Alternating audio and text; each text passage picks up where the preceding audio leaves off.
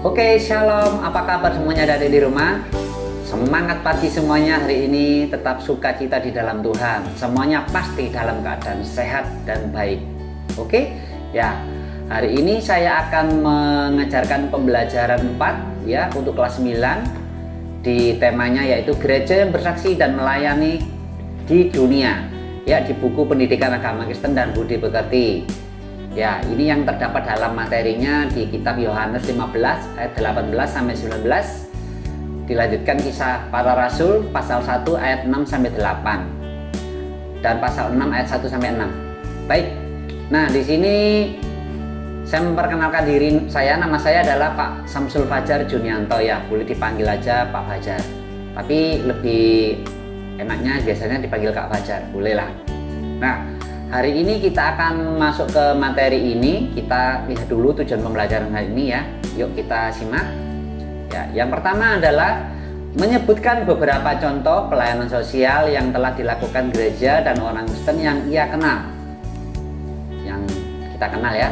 Yang kedua adalah menjelaskan bagaimana kehidupan seorang murid Kristus diwujudkan dalam bentuk-bentuk pelayanan dan kepeduliannya kepada orang lain tanpa membeda-bedakan. Yang ketiga, menunjukkan tindakan-tindakan gereja yang kurang bijaksana dan berpotensi membangkitkan kontroversi di dalam masyarakat. Yang keempat adalah menyusun program pelayanan bagi masyarakat oleh orang muda atau remaja di gerejanya dengan tujuan memberdayakan mereka. Nah, itu adalah tujuan pembelajaran. Nah, sebelum kita masuk ke pembelajaran, mari kita berdoa terlebih dahulu. Tuhan Allah Bapa kami yang bertata di dalam kerajaan surga, Allah yang kami sembah di dalam nama Tuhan Yesus, terima kasih untuk hari ini. Kami anak-anak-Mu segenap yang ada di sini, kami mau belajar pendidikan agama Kristen dan budi pekerti. Kami minta pimpinan hikmat yang daripada Engkau Tuhan untuk membuka hati dan pikiran kami, juga guru kami yang akan mengajar kami. Biarlah Tuhan Kau yang memberikan kemampuan dalam mengajar, sehingga materi ini boleh bermanfaat dalam kehidupan kami. Terima kasih Tuhan Yesus, Kau jagai kami, sertai kami sepanjang hari ini Tuhan. Terpuji nama-Mu Tuhan, kami sudah berdoa dan mengucap syukur. Haleluya, amin. Oke, nah di sini ada satu pujian yang harus kita nyanyikan bersama ya adik-adik di rumah. Semuanya siapkan hati kita, pikiran kita, semua yang ada dalam diri kita, fokus. Anak-anak, kita akan bernyanyi di lagu Kidung Jemaat halaman 424, Yesus Menginginkan Daku ya. Oke, saya akan ambil nada.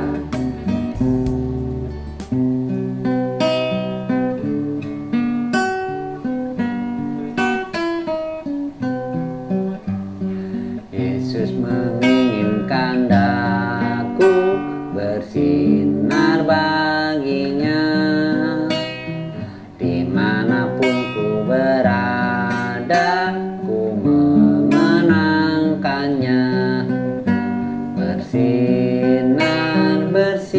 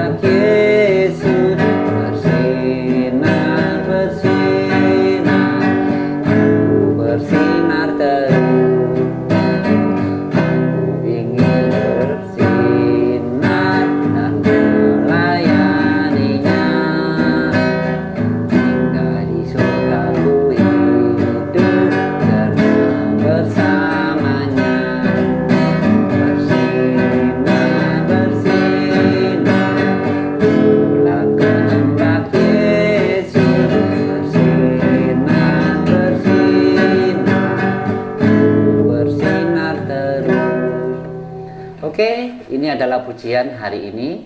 Kita lanjutkan ke materi berikutnya. Di materi ini kita akan belajar tentang bagaimana mengenal berbagai pelayanan di sebuah gereja. Ya, adik-adik perhatikan ini ya. Nah, berikut ini adalah beberapa catatan yang menarik tentang aktivitas beberapa gereja di wilayah di tanah air dan di dunia.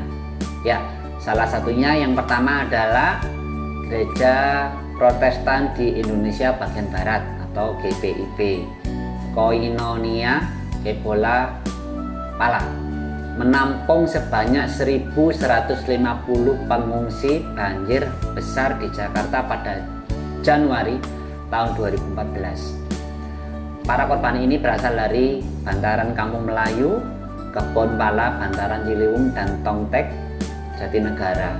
Mereka terpaksa memenuhi ruangan lantai 2 dan 3 gereja dan tidur dalam kondisi seadanya. Nah, ini adalah gambarnya ya, bisa diperhatikan. Beberapa mahasiswa Sekolah Teologi Jakarta turun membantu pada korban banjir ini. Yang kedua adalah GKI ya, Gereja Kristen Indonesia, membantu para korban tsunami Aceh yang terjadi pada tanggal 26 Desember 2004. GKI menyatakan antara lain akan membantu korban bencana untuk mewujudkan kasih luhur Kristus bagi siapapun yang menderita. Ya, dalam rangka mewujudkan kasih, saling mengasihi sesama, siapapun mereka, khususnya hidupnya sedang dilanda musibah ataupun bencana.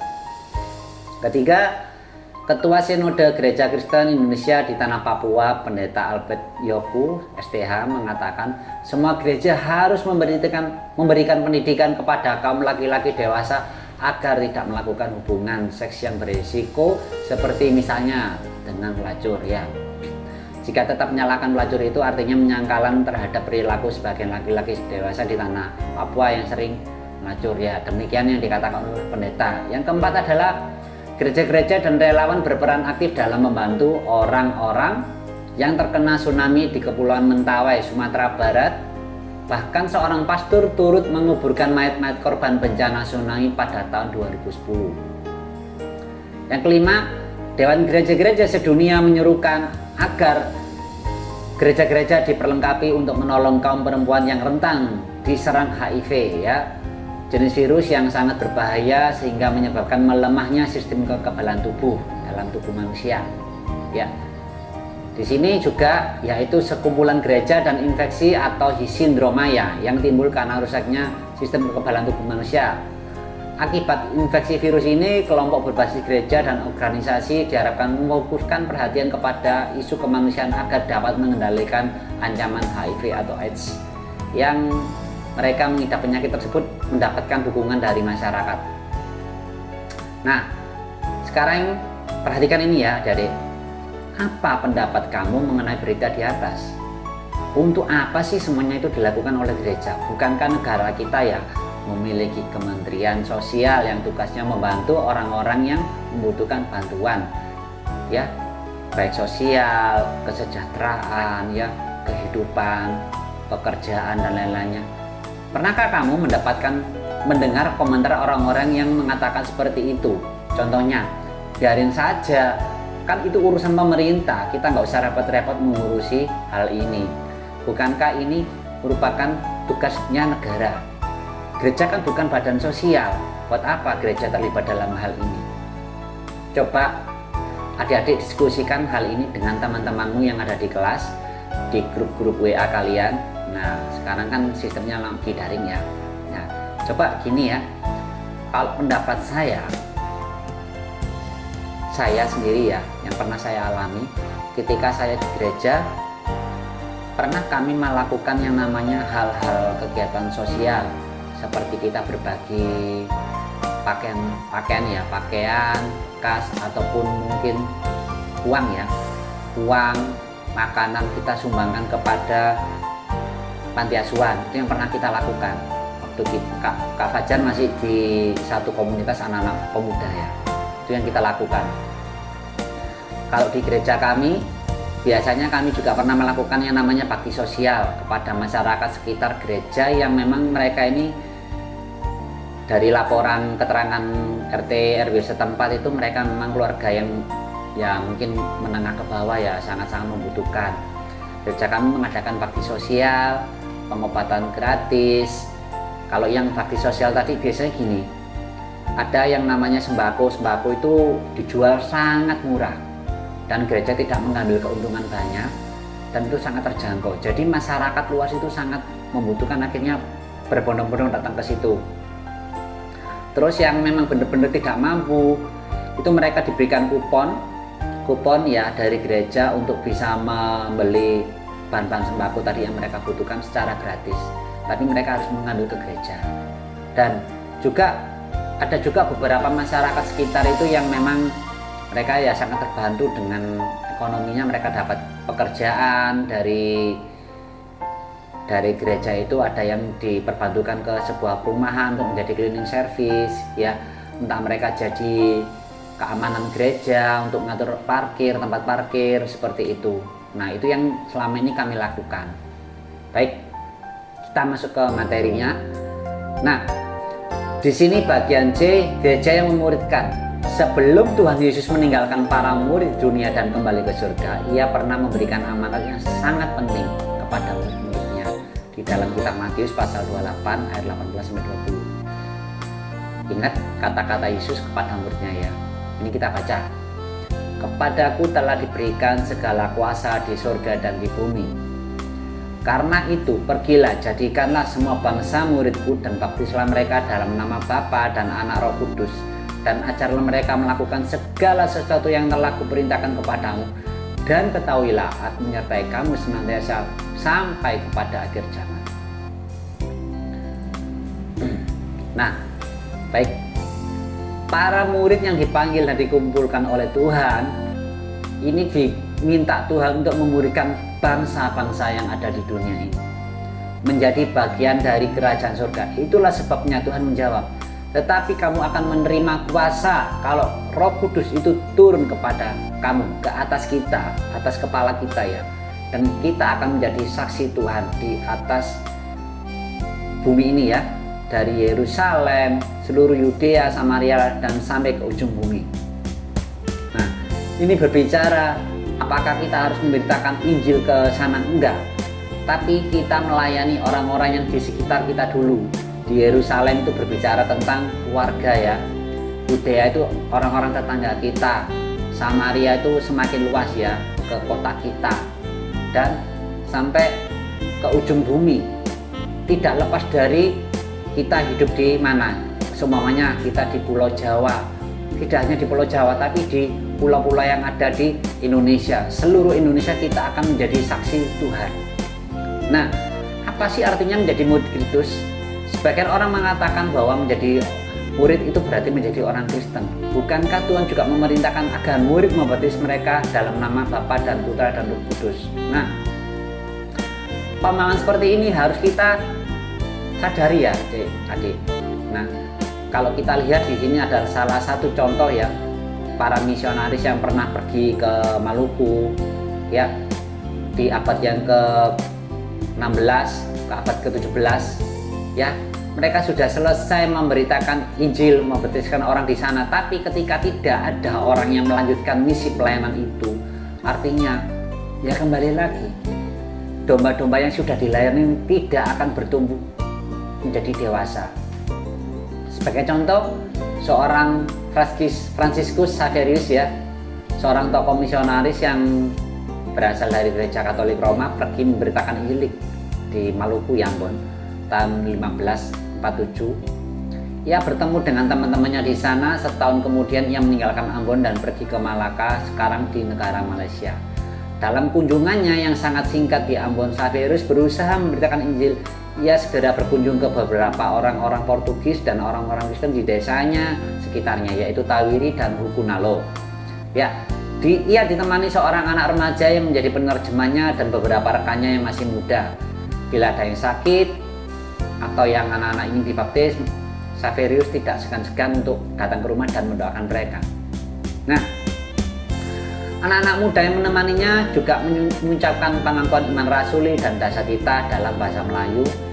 Xaverius kemudian membacakan beberapa ayat dari Injil untuk orang sakit, kemudian membaptiskan mereka yang sejak lahir ya, ada yang juga kematian imam mereka sebelumnya. Jadi gini, memang Sadeus ini membicarakan ya, juga membacakan ayat-ayat itu penting untuk anak-anak ya yang sudah lahir. Jadi memang imam-imam sebelumnya juga pernah mengajarkan hal itu. Nah, makanya di sini kalau kita lihat ya, lihat ini ya, perhatikan. Apakah orang-orang desa itu mengerti bahasa Melayu? Kan tidak mungkin. Ya, apakah ia berhasil menjadikan orang desa itu menjadi pengikut Kristus? Juga tidak.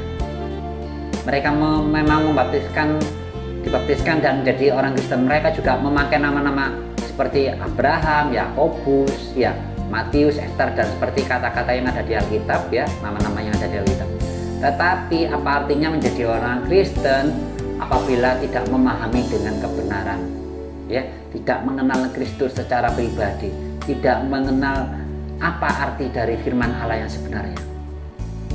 Nah, karena di sini pendidikan iman Kristen yang mereka terima sangat sedikit dan terbatas pada pengakuan iman rasuli dan dasarita saja. Nah, bahkan Alkitab pun tidak mereka kenal. Penduduk umumnya mereka buta huruf, tidak bisa baca. Jadi ajaran tentang iman Kristen yang mereka terima dan pahami sangat sedikit sekali. Tidak mengherankan apabila kehidupan mereka pun tidak banyak berubah setelah mereka dibaptis. Akibatnya apa? Perintah Tuhan Yesus untuk menjadikan segala bangsa menjadi murid tidak benar-benar menjadi kenyataan. Nah, bagaimana dengan kita? Nah, di sini adik-adik harusnya bersyukur. Kalian memiliki gereja, ada komunitas, ada bapak pendeta, ya, ada guru pendidikan agama Kristen yang mengajar kalian, selalu mengingatkan kalian, mengarahkan kalian, memberikan pengajaran yang benar sesuai dengan firman Tuhan. Disitulah tempat kalian harus sungguh-sungguh belajar mengenal Tuhan secara pribadi. Jadi kesempatan ini jangan disia-siakan. Oke, next. Ya, padahal seorang Kristen tidak bisa, ya, tidak akan bisa yang namanya disebut orang Kristen apabila ia tidak bisa menunjukkan perbuatan kehidupannya sehari-hari seperti yang diajarkan Tuhan Yesus. Percuma kalau seorang anak Kristen, dia ngakunya orang Kristen, tapi kehidupannya sehari-hari tidak pernah mencerminkan kehidupan Yesus Kristus. Nah, ini akan menjadi pertanyaan besar bagi orang-orang di sekitar kita. Salah satu hal yang dilakukan orang-orang Kristen perdana untuk menunjukkan bahwa mereka adalah murid Kristus adalah menyatakan kasih kepada siapapun juga. Nah, jadi kasih itu tidak hanya kepada saudara kandung, saudara sepupu, keluarga, namun juga teman-teman di sekitar kita, teman sekolah, teman bermain di kampung, ya, tetangga-tetangga kita, orang-orang di luar, dimanapun kita berada, kita harus menjadi terang dan menjadikan hidup kita memiliki kasih kepada sesama. Nah, kita juga sudah lihat bagaimana gereja perdana memberikan contoh dirinya yang memiliki bukti mereka mengasihi kepada masyarakat, ya, terutama orang-orang yang tersingkir dari masyarakat umumnya. Bagaimana dengan gereja-gereja di masa kini? Nah, di sini di India salah satunya contoh ya, ada sekelompok orang yang disebut Dalit. Mereka adalah orang-orang yang tidak berkasta dan tidak boleh disentuh karena dianggap haram, najis, dan bisa menyebabkan noda pada diri yang mereka lakukan. Begitu najisnya kaum Dalit ini, ya, sehingga mayoritas masyarakat India tidak rela makanannya disediakan oleh para orang Dalit. Makanan itu dianggapnya akan tercemar. Kita tidak bisa menyentuh kucing, anjing, atau binatang apapun. Namun menyentuh orang-orang ini adalah polusi. Kata Gika Gukel dalam RR bukunya ini, Jesus the Dalit tahun 96. Nah, kembali ya. Orang-orang Dalit telah berabad-abad ditindas dan disingkirkan dalam sistem kasta di India. Mahatma Gandhi, tokoh pendiri India, pernah menyebut Dalit dengan istilah Harijan atau anak-anak Tuhan. Namun kaum Dalit sendiri menolak istilah ini karena tidak menyelesaikan masalah dan penderitaan yang mereka alami. Jumlah mereka sangat besar. Sekian 240 jiwa Di antara mereka lebih dari 1 miliar penduduk India, banyak dari kaum Dalit ini yang menjadi orang Kristen dengan harapan bahwa mereka akan diterima sepenuhnya dan tidak didiskriminasi lagi. Namun saya banyak orang Kristen India yang masih terkungkung dalam ikatan-ikatan kasta dan tidak bisa menerima kaum Dalit sepenuhnya. Nah, saya lanjut ya ke bawahnya saja. Di sini, tetapi hanya 4 dari 18 uskup kami yang berasal dari komunitas orang Dalit, Kristen, Profesor MM, Ninan, Praksis ya, and Ortodoks ya. Dari sini jelas bahwa gereja perlu bekerja keras untuk membuat orang-orang Kristen bisa menerima kaum Dalit dan pada akhirnya menghilangkan sistem kasta dari seluruh masyarakat di India. Nah, jadi memang kita hidup di negara yang plural ya, banyak keyakinan, budaya. Tapi di sini kita punya gereja dan peran gereja adalah menjadi apa ya? Kristus ini menyampaikan kasih kepada dunia. Jadi dengan keberadaan gereja jangan sampai kita itu mengganggu mereka atau hak asasi mereka dalam mungkin punya budaya dan adat. Kalau kita mau pelayanan, kita pelayanan. Boleh kita pelayanan. Ya, menyangkut jiwa boleh, memberitakan kabar baik tentang Kristus boleh. Nah, di sini juga jadi kalau kita belajar dari sejarah ini, kita harus benar-benar menyampaikan tentang hak asasi manusia itu di sana diperjuangkan. Nah, kalau kita menjadi pribadi yang seperti Kristus, kita harus bisa menerima orang-orang di sekitar kita tanpa melihat latar belakang mereka. Suku apakah, agama apakah, kita tetap harus bisa mengasihi mereka. Oke, next ya. Nah, di sini kita akan perhatikan di sini ya, jadi ya. Nah, di sini ada kegiatan 1 pendalaman materi. Yang pertama adalah apakah yang dimaksudkan dengan pengakuan iman rasuli dan dasatitah itu. Nah, dasatitah itu kalau dalam bahasa Jawa adalah 10 pepatah ya. Jadi yang kita pahami di sini adalah 1 yaitu pengakuan iman rasuli, yaitu disebut kredo rasuli atau kredo para rasul ya. Adalah salah satu dari kredo yang secara luas diterima dan diakui oleh gereja-gereja Kristen, khususnya gereja-gereja yang berakar dalam tradisi Barat. Ya, di sini saya akan bacakan tentang isinya pengakuan iman rasuli ya. Baik. Aku percaya kepada Allah Bapa yang Maha Kuasa, Khalik langit dan bumi. Aku percaya kepada Yesus Kristus, Anaknya yang tunggal, Tuhan kita, yang dikandung dari Roh Kudus, lahir dari anak darah Maria, yang menderita di bawah pemerintahan Pontius Pilatus, disalibkan, mati dan dikuburkan. Turun ke dalam kerajaan maut pada hari yang ketiga, bangkit pula dari antara orang mati, naik ke surga, duduk di sebelah kanan Allah Bapa yang Maha Kuasa, dan akan datang dari sana untuk menghakimi orang yang hidup dan mati. Aku percaya pada Roh Kudus, gereja yang kudus dan persekutuan orang kudus, pengampunan dosa, kebangkitan tubuh, dan hidup yang kekal. Amin. Nah, itu tadi adalah sebagian dari isi 10 dasatitah atau pengakuan iman rasuli. Nah, kalian bisa nggak baca itu di luar kepala? Oke, itu bisa kalian diskusikan dengan teman-teman kalian di kelas melalui grup. Bisa dibuat tugas bersama untuk dikumpulkan kepada guru ya. Kalian bisa lakukan itu sendiri di rumah. Baik, saya lanjutkan. Yang kedua adalah mengenai bagaimana konsep menjadi murid Kristus yang sejatinya, dan juga dipahami di lingkungan gerejamu. Apa sih yang menjadi kriteria untuk sebagai murid Kristus ya? Kita lihat dalam Matius pasal 7 ayat 21, Tuhan mengatakan, bukan setiap orang yang berseru kepadaku, Tuhan, Tuhan, akan masuk ke dalam kerajaan surga, melainkan dia yang melakukan kehendak Bapakku yang di surga. Kata-kata ini menunjukkan betapa iman harus disertai dengan perbuatan kita sehari-hari. Apabila kita mengaku Kristus sebagai Tuhan dan Juru Selamat kita, maka pengakuan itu harus diperlihatkan dalam buah yang baik seperti yang dikatakan Tuhan Yesus ya. Demikian, setiap pohon yang baik menghasilkan buah yang baik, sedangkan pohon yang tidak baik menghasilkan buah yang tidak baik juga. Tidak mungkin pohon yang baik menghasilkan buah yang tidak baik, ataupun pohon yang tidak baik menghasilkan buah yang baik. Nah, jadi kriteria seorang menjadi murid Kristus adalah bukan hanya karena dia dibaptis. Itu hanya secara ini ya, tatanan sebuah gereja, tapi memang itu diatur dalam firman Allah, sudah diajarkan kepada kita untuk mengikuti teladan Kristus, kita harus dibaptis. Nah,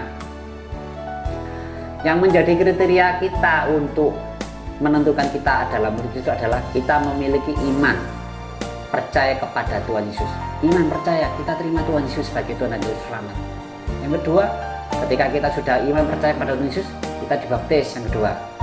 Yang ketiga kita adalah harus menghasilkan buah yang baik, buah pertobatan. Kita mencerminkan kita adalah murid Yesus. Oke ya, itu salah satunya dari 3 poin ketika kita menjadi murid Kristus yang sejati.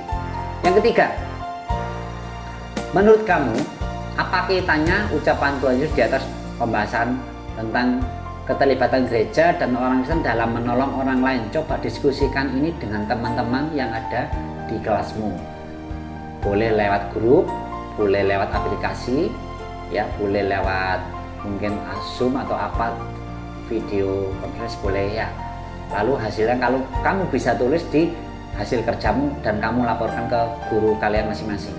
Nah, kalau menurut saya keterlibatan gereja-gereja, ya saya coba pakai jawaban saya sendiri ya. Jadi gereja itu enggak hanya melayani jemaat di gereja, namun gereja juga bisa menjadi penolong bagi orang lain yang sedang membutuhkan. Ya, itu salah satunya adalah ketika dunia ini, ketika bangsa negara ini sedang dalam bencana, entah bencana kelaparan, bencana kemanusiaan, krisis kemanusiaan, atau bencana ekonomi, lapangan pekerjaan dan sebagainya. Disitulah gereja harus memberikan salah satu bukti peran gereja memberikan dampak yang baik kepada masyarakat sekitar. Yang dibutuhkan salah satunya memberikan bantuan sosial, pengobatan gratis, mungkin juga seperti ini, penyemprotan demam berdarah. Kan biasanya itu ada toh di kampung-kampung yang dilakukan, itu kan harus bayar biasanya. Nah, tapi gereja juga bisa melakukan hal itu, seperti yang dilakukan gereja saya juga seperti itu. Mungkin juga ini salah satu pelatihan kerja, pelatihan bakat, kemampuan kepada masyarakat yang mungkin belum punya keahlian kerja, itu juga bisa dilatih adik-adik. Nah, baik, kita akan masuk ke yang bagian D, gereja yang melayani. Apa sih? Di sini kita harus bisa melayani. Siapa yang harus kita layani?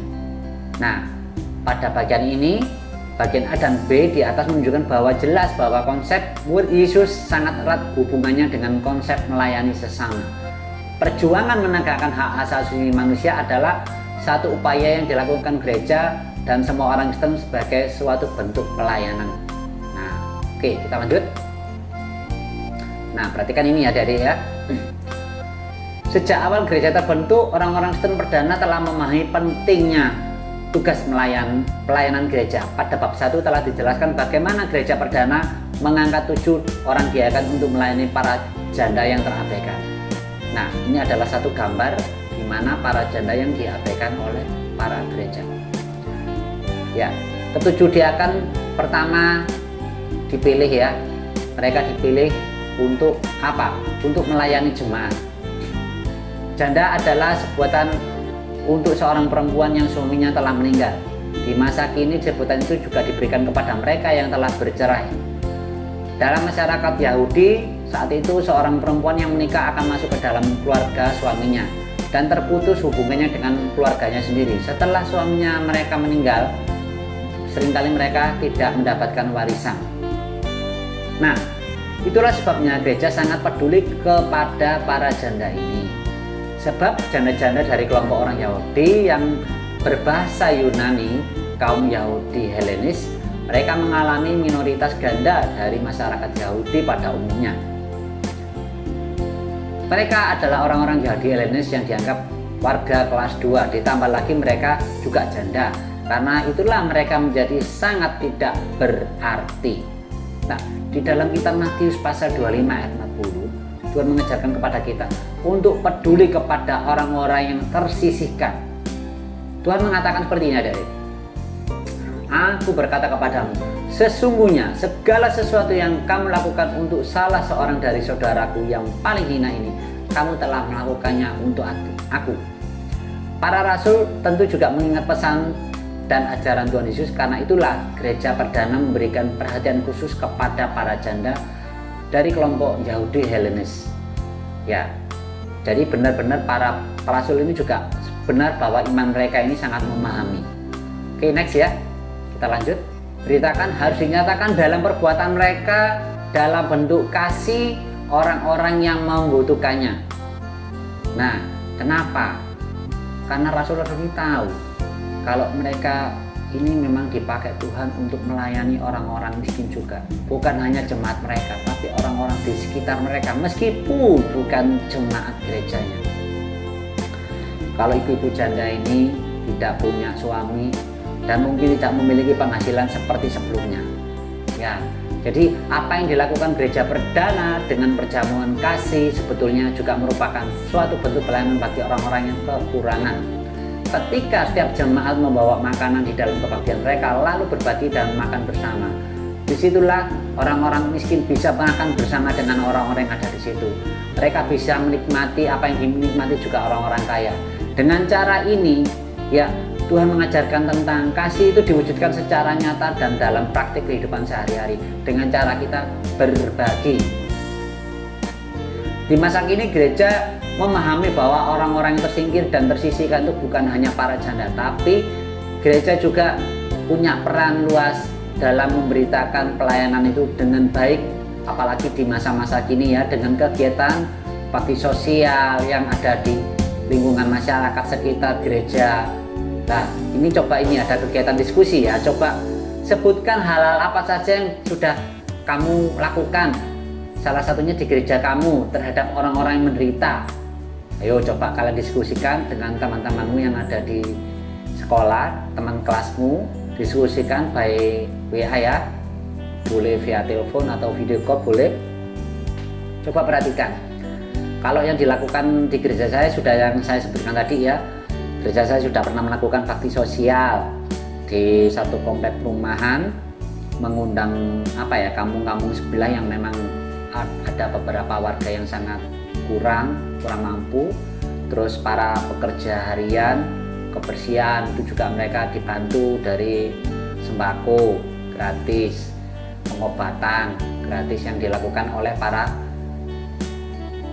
gereja ini ya.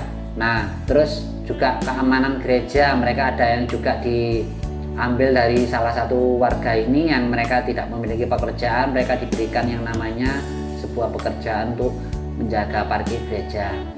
Nah, di sini kita lihat yang kedua, Tuhan Yesus pernah ditanyai oleh Yohanes Pembaptis, benarkah dia itu orang yang dijanjikan Allah yang akan datang? Yesus menjawab pertanyaan itu, pergilah, katakanlah kepada Yohanes, apa yang kamu dengar dan kamu lihat, orang buta melihat, orang lumpuh berjalan, orang kusta menjadi tahir, orang tuli mendengar, orang mati dibangkitkan, dan kepada orang miskin diberitakan kabar yang baik.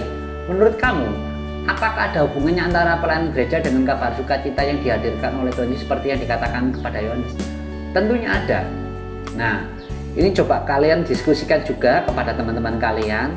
Saya akan memberikan salah satu jawaban saya. Nah, kalau menurut saya pelayanan gereja dengan kabar sukacita yang diberikan Tuhan Yesus adalah gini. Kalau di sini Yohanes ini kan memberitakan tentang kedatangan Tuhan Yesus ya.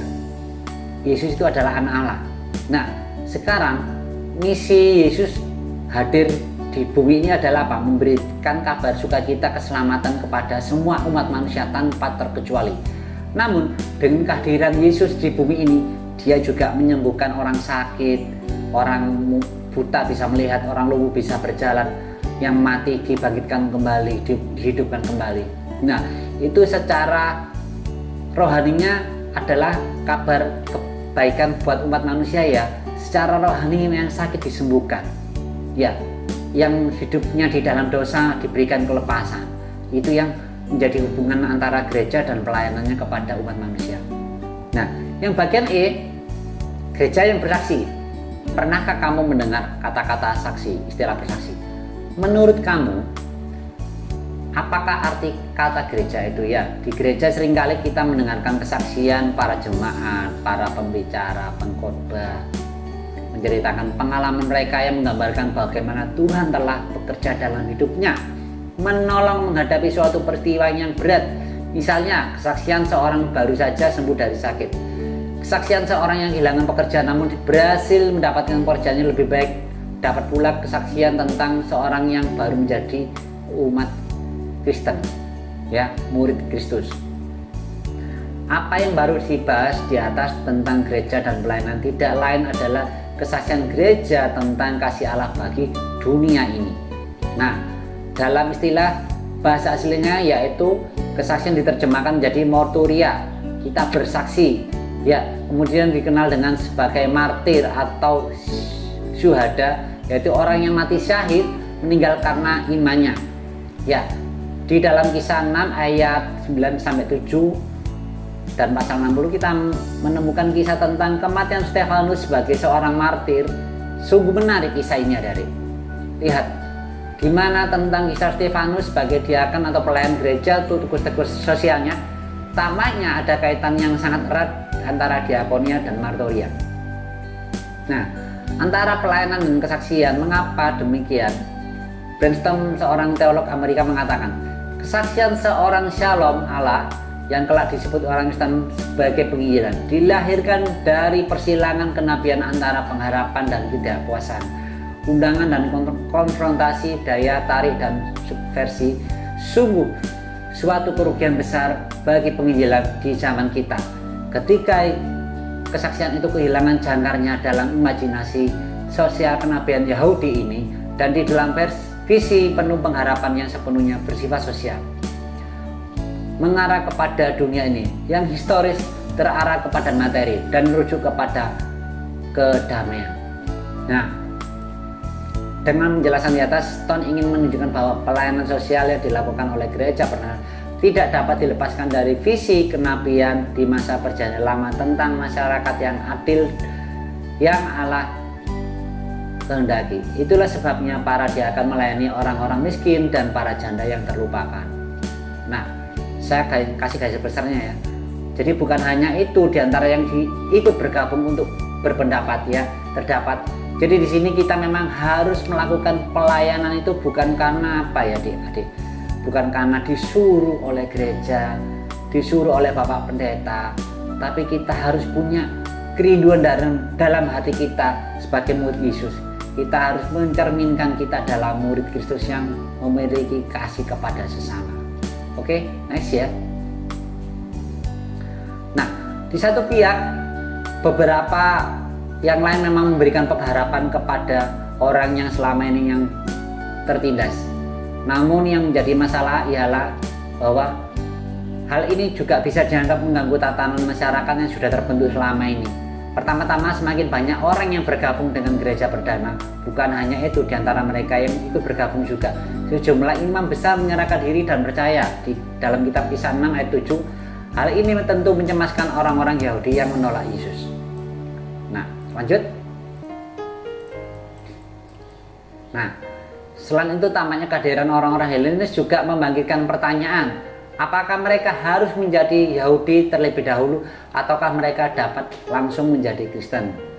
Saat itu orang-orang Kristen masih dianggap sebagai bagian umat Yahudi karena ketika semakin banyak orang Helenis bergabung dan tidak dituntut untuk menjadi Yahudi terlebih dahulu, muncullah kegelisahan di kalangan para pemuka Yahudi bahwa para pemimpin Kristen ini merusak kaidah-kaidah keagamaan umat Yahudi. Hal ini akan dibahas lebih jauh di kelas 10 ya. Namun tidak sementara ini karena kita juga melihat bahwa banyak catatan para pemimpin Yahudi merasa risau dengan perkembangan kelompok yang baru menjadi pengikut Kristus. Di dalam Kisah pasal 6 ayat 11 dikatakan, kami telah mendengar dia mengucapkan kata-kata hujat terhadap Musa dan Allah.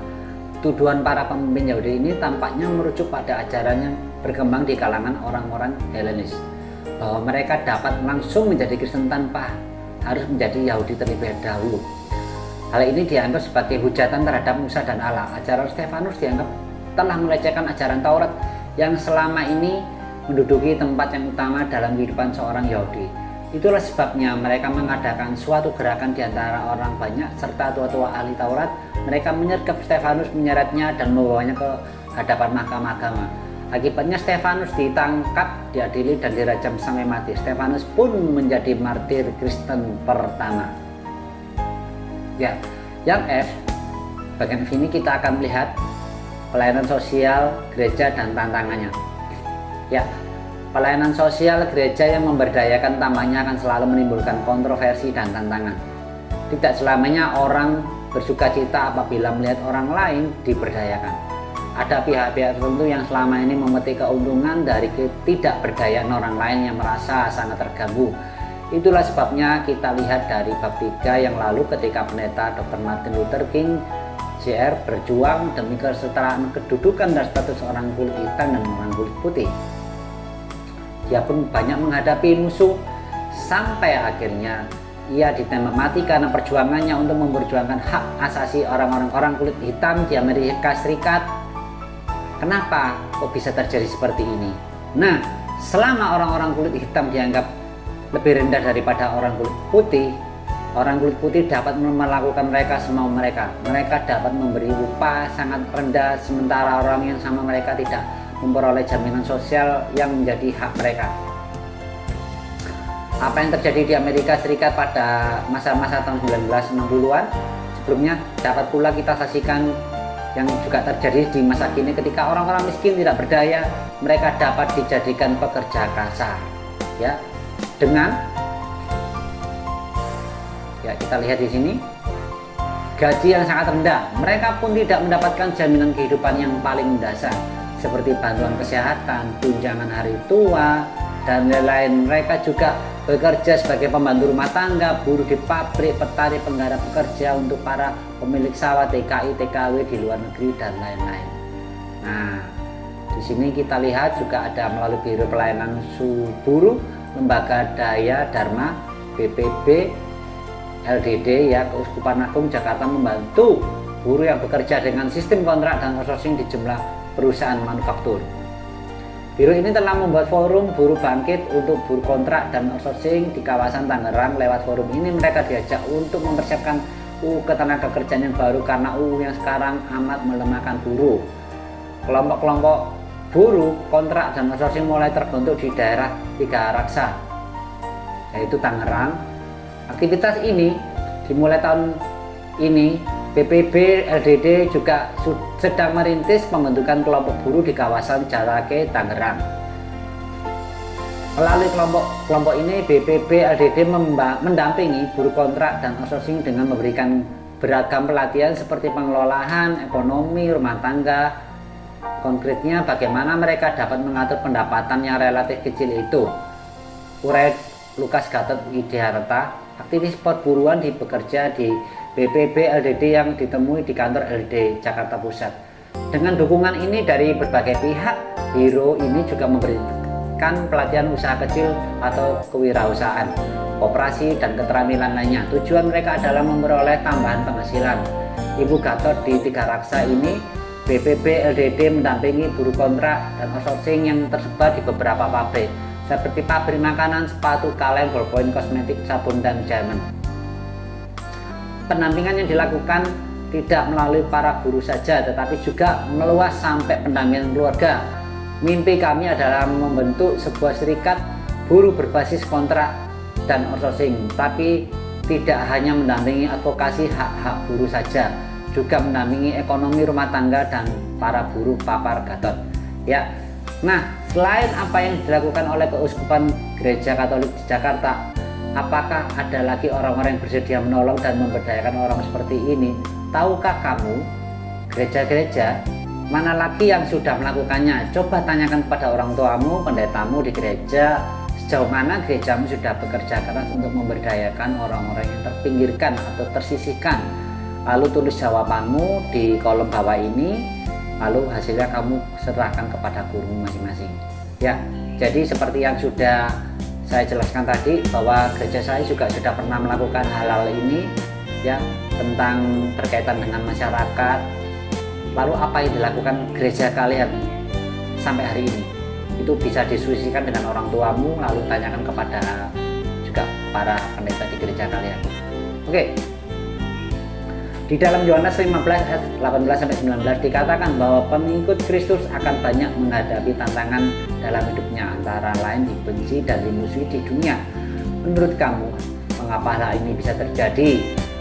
Hal apalagi yang dapat membuat pengikut Kristus menghadapi tantangan berat di dunia? Apakah kamu siap menghadapi tantangan seperti itu?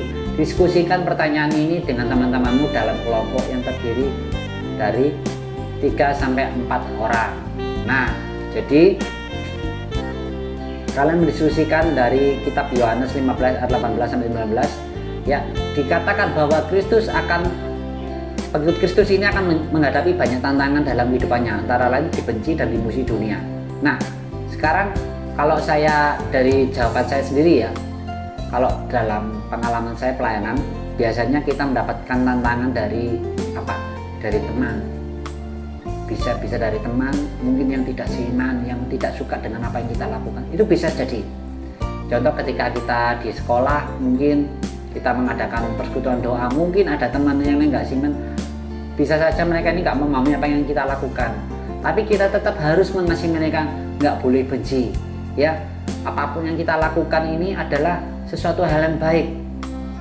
Kita melakukan persekutuan doa, kita doa pagi dengan teman-teman kita, ya kita tetap harus melakukan itu dengan rutin, dengan baik, tetap mengasihi sesama kita. Mungkin kalau di lingkungan masyarakat kita mau melakukan bakti sosial, mungkin saja dari masyarakat itu ada yang menolak. Oh, jangan terima itu kan dari orang Kristen atau apa. Nah, kita nggak boleh berkecil hati, bahwa maksud kita adalah baik untuk mengasihi sesama kita, orang-orang yang tersisihkan. Kita melayani orang-orang di sekitar kita, bukan hanya orang seiman, tapi juga orang-orang yang tidak seiman.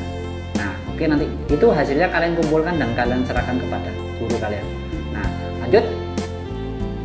Di kegiatan ketiga ini, buku ini menceritakan kita harus menyanyikan sebuah lagu ya, di Kidung Jemaat tentang Allah adalah kasih di halaman 434. Nah, untuk nyanyian lagu ini kalian bisa belajar sendiri di rumah, bisa browsing dari YouTube ya. Itu yang bisa saya berikan lagunya untuk kalian pelajari di rumah. Nah, oke. Ya, selanjutnya dari bait pertama lagu ini mengingatkan kita, siapakah kita sebagai orang Kristen yang hidup di dunia? Kamu adalah garam dunia, betul nggak? Dan kita ini bukan dari dunia sebetulnya ya. Mengingatkan kita adalah murid Kristus. Ya, dalam bait ini mengingatkan pada Yohanes dalam Injilnya, tetapi karena kamu bukan dari dunia, melainkan aku telah memilih kamu dari dunia, sebab itulah dunia membenci kamu. Di kitab Yohanes 15 ayat 19. Bagaimana pendapat kamu tentang hal ini? Kesaksian Kristen apakah yang mungkin akan melahirkan tantangan berat? Bagaimana bahkan permusuhan yang datang dari dunia? Ada kalanya orang Kristen dimusuhi dan tidak disukai orang lain ketika ia mengisahkan pengalaman imannya dan menganggapnya sebagai satu pengalaman iman yang sahih, atau ia menceritakan tentang agama keyakinannya sebagai salah satu agama yang terbaik, sementara semua agama yang lain sesat dan sia-sia. Bagaimana sikap kamu menghadapi keadaan seperti ini? Apakah kamu juga akan ikut saja dalam dunia supaya dunia menyukai kamu? Coba diskusikan hal ini dengan teman-teman yang ada di kelas kamu. Ya, diskusikan melalui grup WA yang sudah kalian miliki, pakai aplikasi yang sudah ada, bisa kamu lakukan untuk menjawab diskusi ini dan lalu kamu serahkan kepada guru kamu. Nah, bagi saya, ketika kita memiliki satu keputusan untuk mengikut Kristus, ya kita punya iman yang benar kepada Kristus, ya kita tidak boleh mengganggu apa yang menjadi keputusan mereka ya. Mungkin teman-teman kita tidak seiman dengan kita tetap mengasihi mereka. Mereka punya pilihan. Kita tetap bersahabat dengan mereka, berteman seperti biasanya. Ya, jadi kalau sekarang di dunia ini memang banyak tantangan ya adik-adik. Tantangan akhir zaman sekarang, era teknologi ya. Banyak godaan ya, materi, duniawi, apalah kemewahan dunia ini. Kita nggak bisa ikut di dalamnya.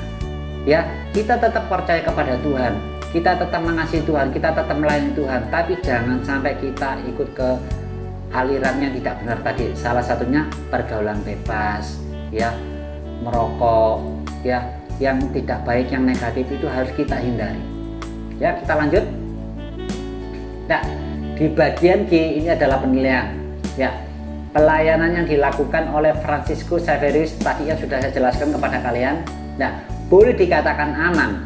Kata-kata aman ini kita garis bawahi karena tidak menimbulkan tantangan apapun. Menurut kamu apa ini arti dari kata aman? Nah, kalau menurut Kak Fajar di sini kata aman di mana Franciscus Xaverius tadi melayani itu bisa ke pedalaman itu di Maluku ya. Karena awalnya dia punya teman, sahabat di sana, punya kenalan, punya relasi. Nah, sama dengan halnya kalian ketika kalian nanti mau melayani penginjilan ataupun kalian mau melayani menjangkau kasih ya kepada sesama, kalian harus punya relasi, membangun persahabatan yang baik dengan lingkungan yang ada sebelumnya. Ibaratnya contoh, kalian ini mau bepergian ke Papua ya, kalian kan nggak pernah ke Papua. Nah, kalau kalian nggak pernah ke Papua, tiba-tiba kalian ingin sekolah ke sana, kalian ingin bekerja di sana, kalian ingin membangun sesuatu tempat di sana, membangun rumah makan atau apapun. Kalau kalian nggak pernah ke sana, kalian nggak akan tahu medan di sana, lingkungan di sana seperti apa, sosialnya masyarakatnya di sana seperti apa. Tapi kalau kalian sudah ke sana sekali atau 2 kali, kalian pasti mengenal lingkungan sana seperti apa. Seperti itu adik-adik. Nah, yang kedua, Franciscus Xaverius ini juga punya anak rohani yang masih muda yang bisa menerjemahkan bahasanya untuk diketahui masyarakat di sana, sehingga sangat mempermudah masyarakat sekitar untuk bisa menerima yang namanya pemberitaan Injil Xaverius tadi. Nah, sama. Jadi kalau kita mau melayani dimanapun kita berada di pedalaman, kita paling tidak harus memahami lingkungan setempat ya, baik bahasa, tata krama kita dalam berbicara, sopan santun kita harus dijaga benar-benar. Baik, yang kedua, pelayanan gereja ternyata dapat membangkitkan masalah dari orang-orang sebelumnya yang merasa diuntungkan oleh keadaan yang lama. Menurut kamu apa yang dilakukan gereja supaya pelayanannya tidak menimbulkan gejolak dalam masyarakat? Nah, jadi gini, nanti ini kalian juga kerjakan ya. Tadi ini saya memberikan jawaban saya dulu, kalian boleh memberikan ide. Nah, karena gini, orang-orang yang pertama melayani di awal era misionaris ya, mereka sudah memberitakan Injil, menabur ya. Dalam situasi zaman itu beda dengan zaman yang saat ini yang kita lakukan. Nah, kalau kita melayani yang namanya masyarakat itu kan juga punya adat istiadat, budaya, kebiasaan. Nah, jangan sampai apa yang kita lakukan ini bertentangan dengan mereka. Kita nggak boleh melakukan secara ekstrim yang bakal malah merujuk kepada pertikaian ya. Akhirnya masyarakat tidak bisa menerima keberadaan kita, apalagi kita adalah orang-orang yang baru di situ ya. Kita harus benar-benar bisa memahami yang namanya lingkungan masyarakat itu. Kita harus berkomunikasi dengan baik, membangun hubungan yang baik. Nah, yang ketiga, bait ketiga dari lagu di atas juga mengatakan bahwa gandum yang harus dipendam harus banyak buahnya. Coba bandingkan dengan Yohanes 12 ayat 24 yang berbunyi, Aku berkata kepadamu, sesungguhnya jikalau biji gandum tidak jatuh ke dalam tanah dan mati, ia tetap menjadi satu biji saja. Tetapi jika ia mati, ia akan menghasilkan buah yang banyak. Apa ya maksud kata-kata ini? Jadi gini, gandum itu kalau tidak jatuh ke tanah, tertindih tanah ya, tidak. Kalau bahasanya orang Jawa diurup ya. Namanya biji itu kalau tidak tertimbun tanah tidak akan mengalami sebuah pertumbuhan. Kalau biji itu tertimbun tanah, kena air, dia mengalami pertumbuhan. Meski biji itu mati memang akhirnya. Nah, ini juga menggambarkan tentang kisah Yesus. Kalau Tuhan Yesus tidak mati, ia tidak akan menghasilkan yang namanya sebuah pertobatan. Ya, karena Tuhan Yesus datang ke dunia ini, dia menghasilkan apa? Pertobatan banyak jiwa. Orang diselamatkan melalui kematian Tuhan Yesus Kristus.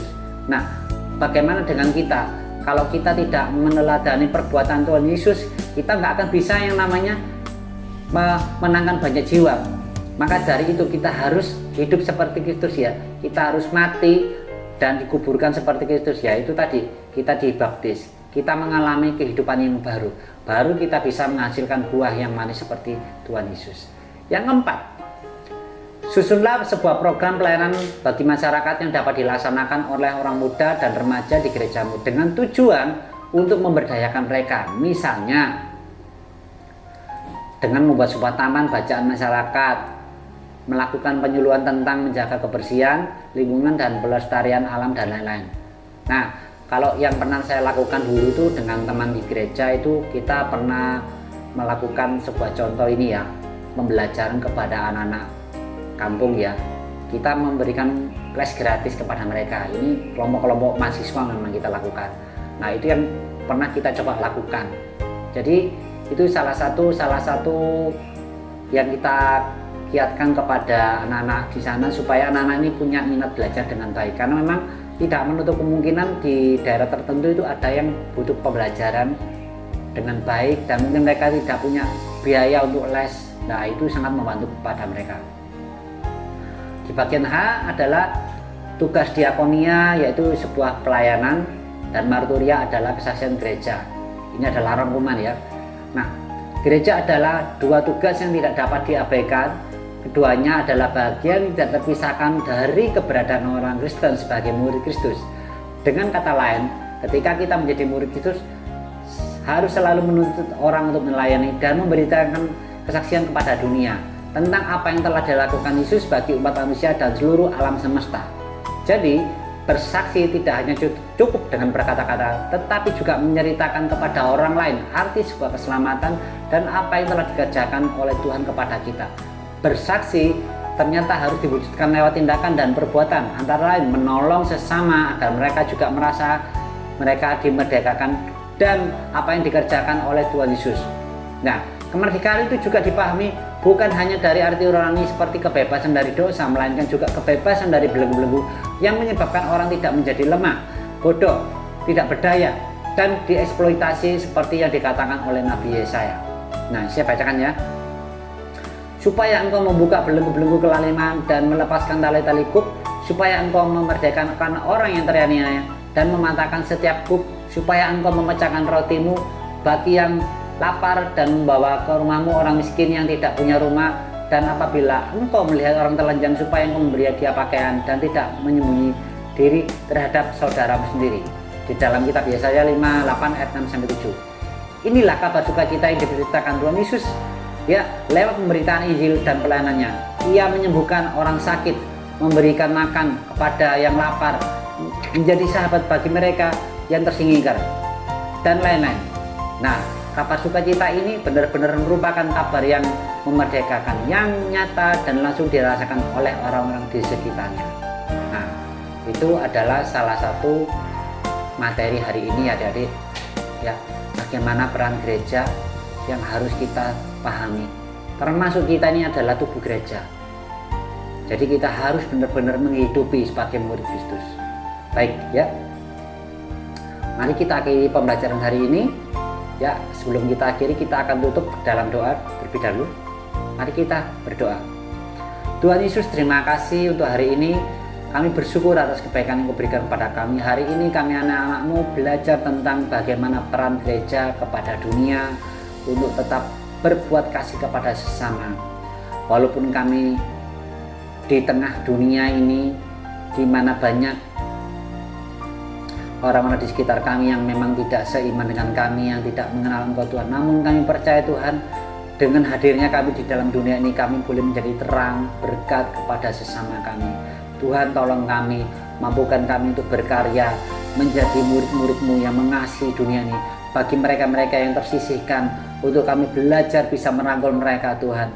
Ajar kami Tuhan, memampukan untuk bisa membawa mereka seperti kami Tuhan. Mereka juga bisa mengalami apa yang kami alami Tuhan.